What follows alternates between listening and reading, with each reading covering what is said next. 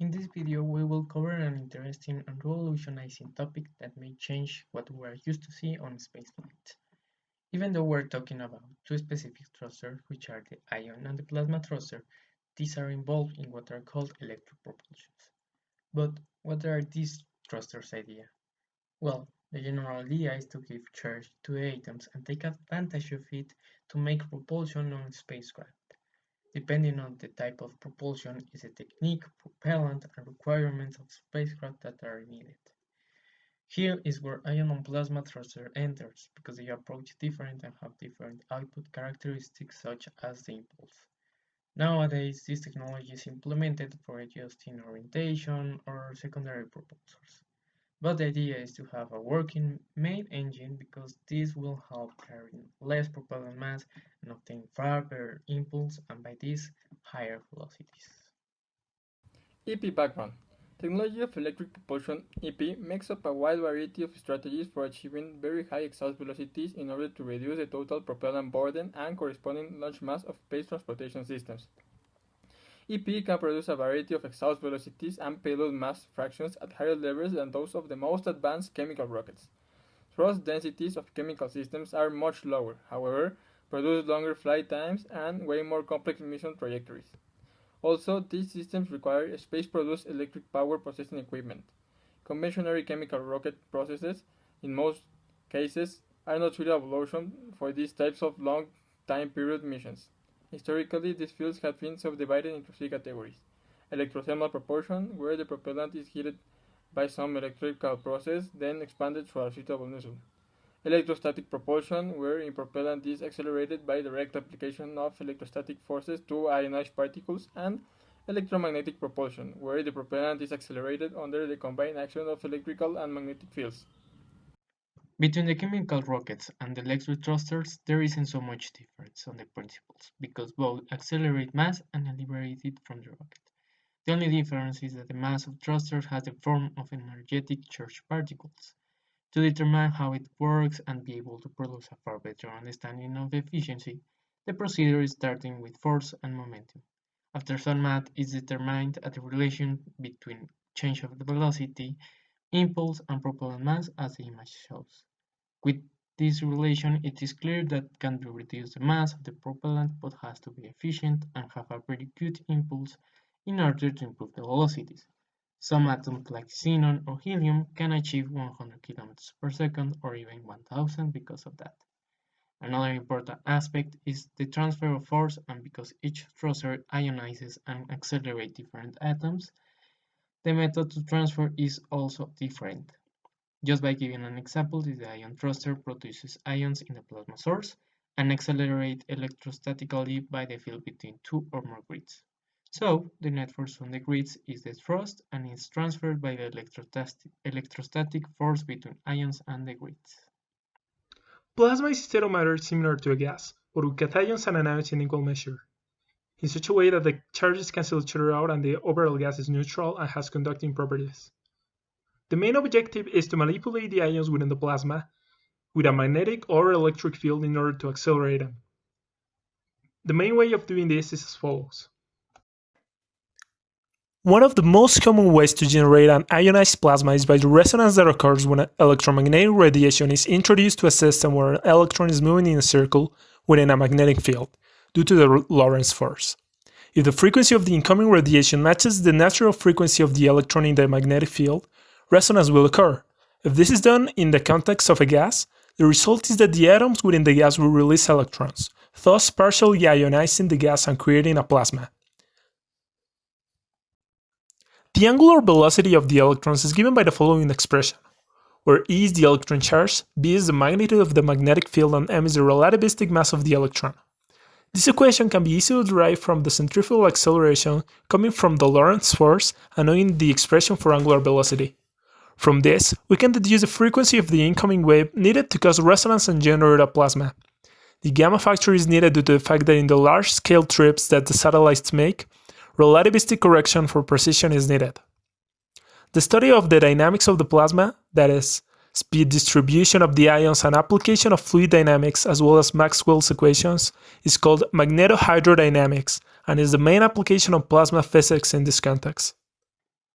There are several types, including the ion and plasma thruster, like it is shown in the table.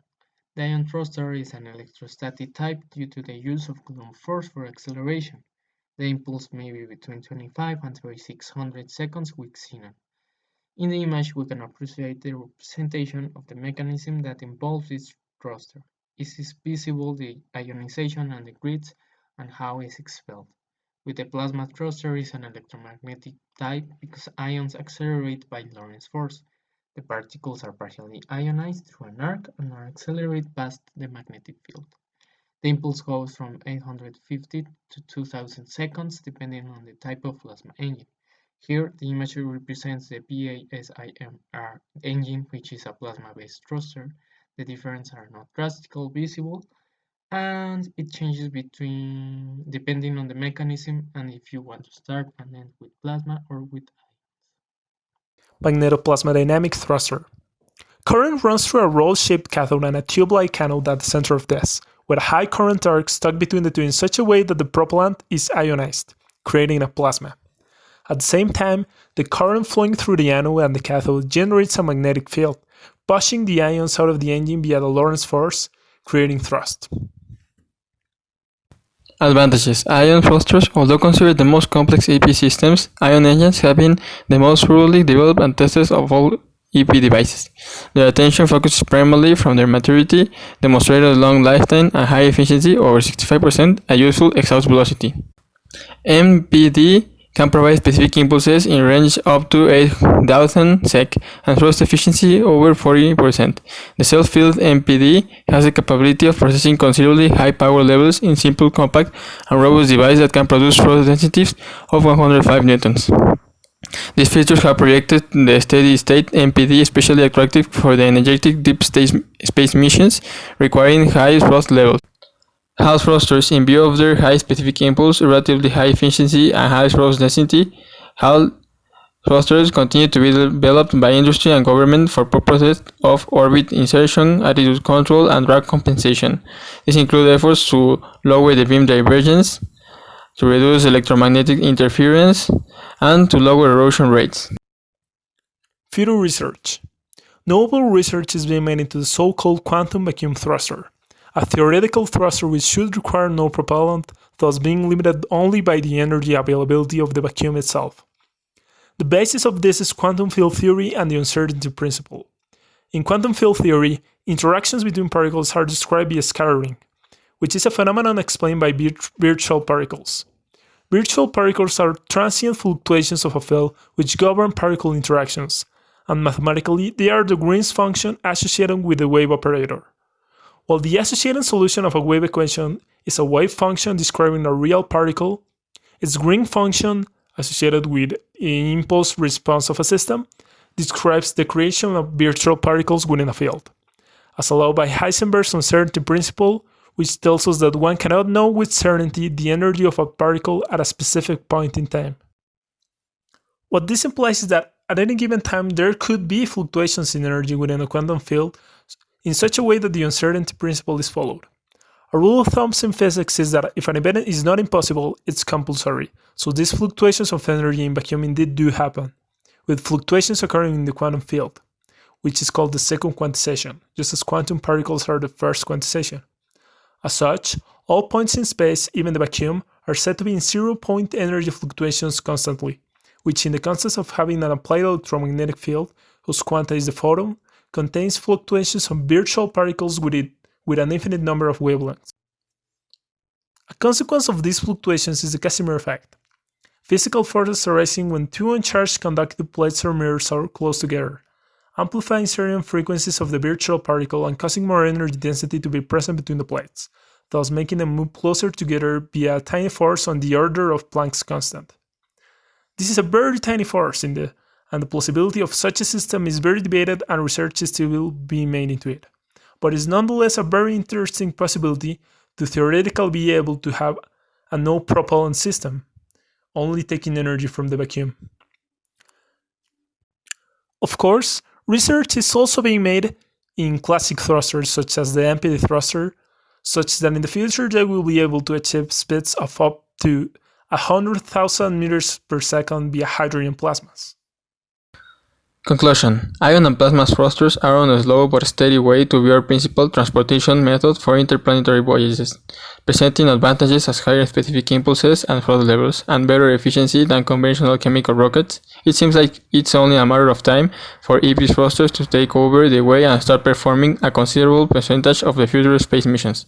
However, their complexity is one of the main reasons they haven't already overtaken the industry yet. Among the most important and developed type of are the ion thruster, the magnetoplasma aerodynamic thruster, and the Hall thruster.